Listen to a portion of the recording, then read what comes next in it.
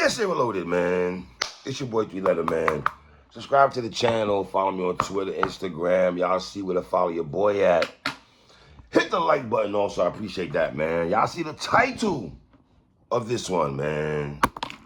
Let's talk about it. Fam, where did this LL Cool J slander start? Within the last couple of days, and this is the reason I'm doing this blog, because I'm sitting there like, yo, fam, what's going on in hip-hop? I'm seeing tweets. LL is trending because people are out here throwing smut on this man's name, acting like he wasn't the first GOAT. Yes, the first GOAT. Yeah, Biggie Smalls talking about King of New York, and Nas and Jay-Z, they was talking that King of New York shit. LL was talking that GOAT-ish early in the 80s. I don't know where did it start from some young punks out here, this young generation, but let me tell you, in the words of Slick Rick, hey, young world, slow down. Please. These tweets, these I'm reading people's tweets about LL, and I gotta start questioning them. I got a dude with a Spider-Man mask on his face telling me the 4321 bars, LL Cool J song 4321 with Redman, Method Man, Cannabis, and respectfully, I don't know how Master P got a verse on there. Respectfully, I keep it tall. Master P, I don't know how you got a verse in it. Did you walk into the wrong studio, fam? I don't know what happened. Okay? But the brother told me that LL Cool J's verse on 4321 was mid. And you got a Spider-Man mask on your face. I had to ask myself, fam, how old are you? Am I speaking to an adult or some jitterbug? I ain't never heard no one say the 4321 verse by LL Cool J was mid. My follow-up question after that was, fam, do you even understand the verse? Your naive incompetence gets crushed by my dominance. That's LL Cool J, fam. And that whole verse, he was coming at Cannabis. We ain't never seen nothing like that before. Dudes might have made subliminal things here and there. We seen Styles P on Reservoir Dog. He took shots at Hove on there. We've seen what was that? Young Buck with Stomp, with T.I. and Ludacris. So we see what LL was the first dude to do some ish like that. You know what I mean? Now, I'm going to read a tweet from a dude named Will _LEW. Look, Will _LEW. So y'all can know how real this is. This man tweeted out, nobody knew about LL Cool J before he dissed Cannabis. Archie Bunker would have ripped off that from when he tweeted that. He follows with that. He follows with, let me start over. Nope. Nobody knew about LL before he dissed Cannabis to ride his coattails for clout. No one even knew who he was before that. He wasn't that type of battle MC. He wasn't that type of battle MC before dissing Cannabis. He was just a underground girl song commercial rapper on TV.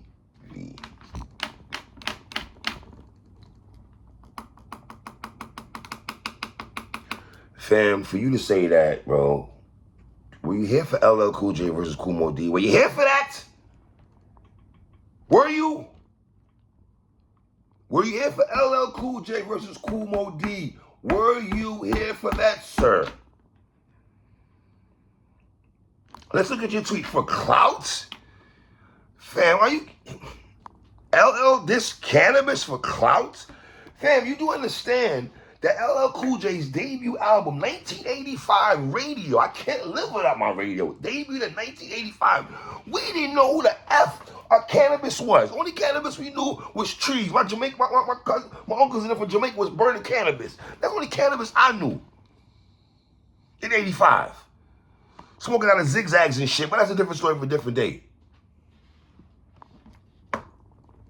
Fam, we didn't know about Cannabis till the mid-90s. By that time, LL was already a damn household name. What are you talking about? He was already a household name in hip-hop. He already did Crush Groove. He didn't write a verse for somebody with self-destruction about bugging. What was it, him or Kane? right in my pocket. I'm old now.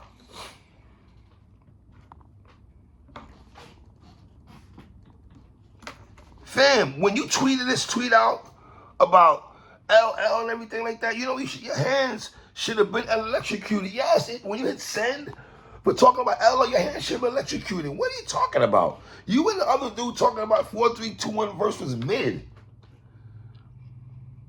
Fam, are you alright? Y'all dudes are out of pocket.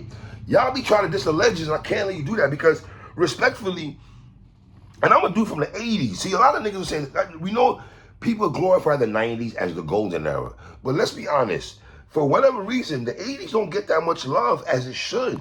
It really doesn't. I feel the 90s and the early 2000s, the mixtape era and all that, gets way more love in the 80s. If I had to put in a pecking order, it'd be, y'all celebrate the 90s first, because it's the golden era. And then y'all celebrate the 2000 era, early 2000 era with the mixtape and everything, right?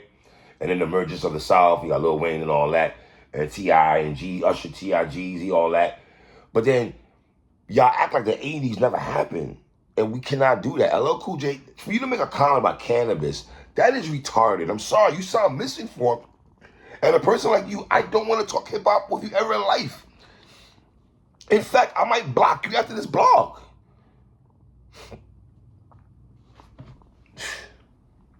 LL told you niggas on Ill Bomb, ask Russell Simmons who put him up in them skyscrapers. Yes, ask Russell Simmons who put him up in that skyscrapers. LL, nigga. And shout out to Rakim, Big Daddy Kane, KRS-One, Slick Rick, Cool G Rap, MC Light, Special Ed, EPM, all these people in the 80s, all these people, right? Run DMC, of course. Make sure I throw that out there, right? Fat Boys, all that, Biz Markie, RIP Biz Markie. Make sure I throw the legends out there. You know what I mean? But LL flourished more than those guys. And let me say that. Yes, I don't have LL over Rakim for me, my pecking order, but let me just say this. If someone did, here's the reason why they might have LL over all the quote-unquote elite MCs in the 80s that I just named. I love Rakim, love Kane, love all these brothers, but they did not flourish from the transition from the 80s into the 90s and the early 2000s. Guess who flourished in the early 80s, 90s, and early 2000s? That would be LL Cool J. Ladies love Cool James. That dude, James Todd Smith. We can't do that. We cannot. Y'all are trying to rewrite hip-hop history, and that's not cool, and y'all ain't gonna do that on my watch. Because like what Jazz Rapper says, and it's time to, oh yeah, and it's time to. The nerve of you niggas. The nerve of you niggas. I'm not gonna let you take away from me when they played I Need Love. Back in the day, you had a shorty with you. You know what I'm saying? I Need Love set the tone when you was like, I'm not letting y'all take that away from me. Y'all are not gonna take that away from me, sir. No, this LL Cool J slander is ridiculous. Now his bars is mid. Nobody said that in the 80s. No one in the 80s said LL Cool J can rap. I don't know where you niggas was at. Nobody was saying that. Because as much as I Need Love, he can still do a song like I'm Bad. He can still do a song like Milky Cereal. He can still drop a dope verse on 432. And guess what? A song like I Shot Ya with Keith Murray, Prodigy, Fat Joe. Guess what? Niggas give Nas and Hove all the love for Foxy Brown when we should be giving it to LL Cool J first. Yes, we should be giving it to LL Cool J first because guess what? Before she linked up with Nas, before she linked up with Hove to do Ain't No Nigga, I heard Foxy Brown on 4321, bro.